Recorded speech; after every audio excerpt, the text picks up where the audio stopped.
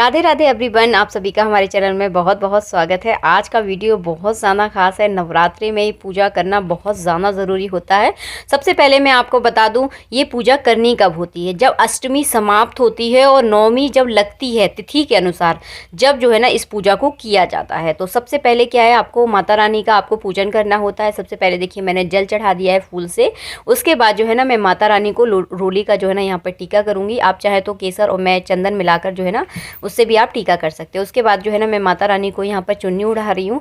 अगर आपकी माता रानी पहले से चुन्नी ओढ़े हुए हैं तो वही रहने दे। अगर आप बदलना चाहते हैं तो बदल भी सकते हैं, तो ये आपकी इच्छा है। इसके बाद जो है ना मैं माता रानी को यहाँ पर चावल चढ़ा रही हूँ। और इसके बाद जो है ना आपको इत्र भी लगाना है। तो इत्र जो है ना आप चाहें तो चुन्नी में लगा सकते हैं, आप चाहें तो मूर्ति पर भी लगा सकते हैं, आप चाहें तो जो है ना थोड़ी सी रुई लेकर रुई में थोड़ा सा आप इत्र लगा ले, उससे भी जो है ना माता रानी को चढ़ा सकते हैं। तो देखिए 2-3 तरीके मैंने आपको बता दिए। मैं यहाँ पर देखिए थोड़ी सी तस्वीर पे लगा दूंगी, थोड़ी सी माता की चुन्नी पे लगा दूंगी। तो इस तरह से जो है ना इत्र लगाया जाता है। और डेली नवरात्रि में आप माता रानी को इत्र जरूर लगाएं।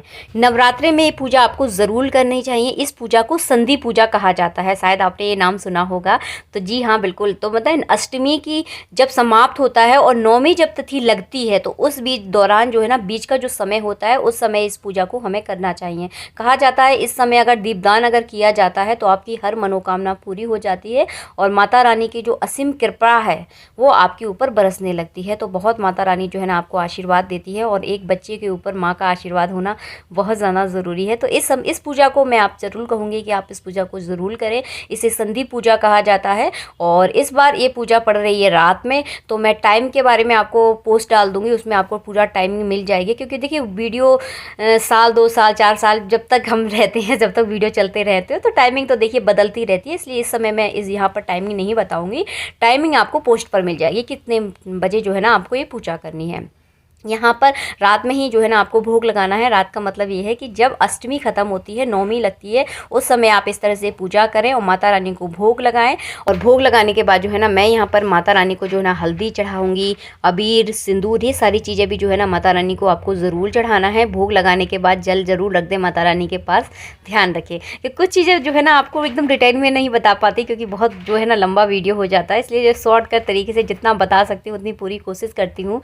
और इस पूजा को देखिए आप ज़रूर करें। संधि पूजा के नाम से जो है ना ये पूजा जानी जाती है, बहुत ज़्यादा विशेष होती है। कुछ लोग इसे अष्टमी पूजा भी कहते हैं, नवमी पूजा भी कहते हैं। तो ये दोनों का जो बीच का समय होता है, तब ये पूजा जो है ना करना अनिवार्य होता है। तो हमने देखिए हल्दी, सिंदूर, अभी जो है ना चढ़ा दिया है। इसके बाद जो है ना मैंने आपको थोड़ी देर पहले कहा था, दीपदान अगर इस समय अगर किया जाता है तो उसका अनंत गुना फल आपको मिलता है।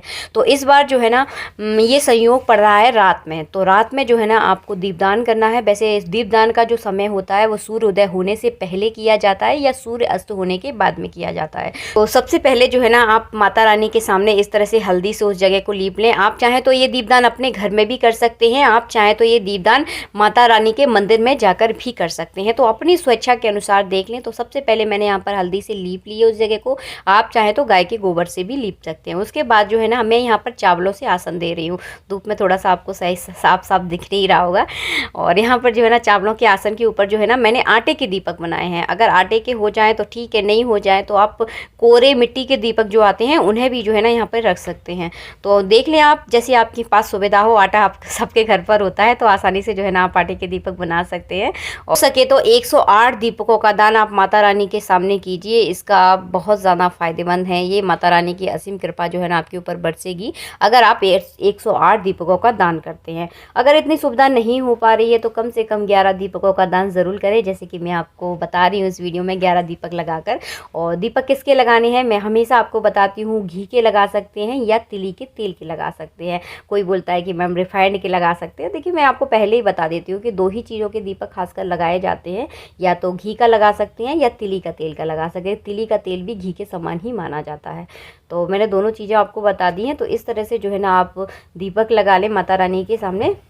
और इस तरह से अगर दीपदान करते हैं तो ये बहुत ज़्यादा अच्छा संयोग माना जाता है। जब अष्टमी ख़त्म होती है और नवमी तिथि जब लगती है तो विशेष संयोग माना जाता है।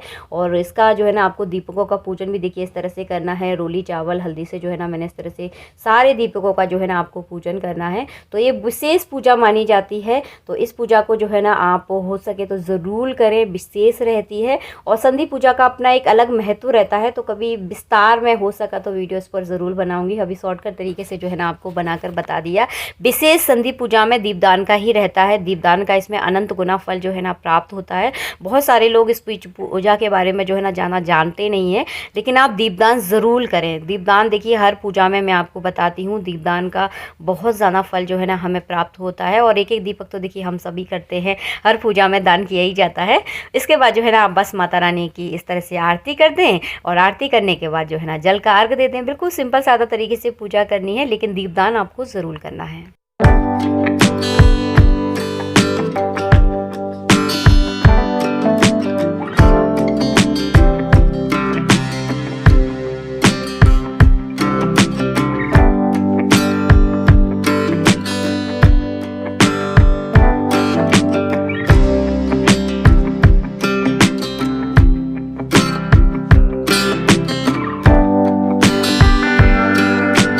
और आज है अष्टमी। अष्टमी के दिन ही जो है ना मैंने ये वीडियो बनाया है, क्योंकि पहले जब भी मैं जल्दी वीडियो डालती हूँ तो लोग जो है ना उसी वीडियो की कॉपी कर कर जो है ना अपने नए नए वीडियो बना देते हैं। तो ये जो तरीका है बहुत गलत तरीका है। इस तरह से जो है ना किसी के वीडियो को मतलब इस तरह से नहीं करना चाहिए, लेकिन चलो कोई बात नहीं है। तो बस इसीलिए जो है ना मैंने सोचा था इस बार कि एंड टाइम पर जो है ना दीपदान का वीडियो मैं डालूँगी। और आप सब इस उपाय को आप ज़रूर करें, दीपदान आप ज़रूर करें। हर वीडियो हर बार जो जब भी त्यौहार पड़ते हैं अलग अलग तरीक़ों से जो है ना मैं आपको दीपदान करना जो है ना बताती हूँ। चलिए मिलती हूँ आप सबसे नेक्स्ट वीडियो में। जब तक के लिए जय श्री राधे मित्रों, राधे राधे।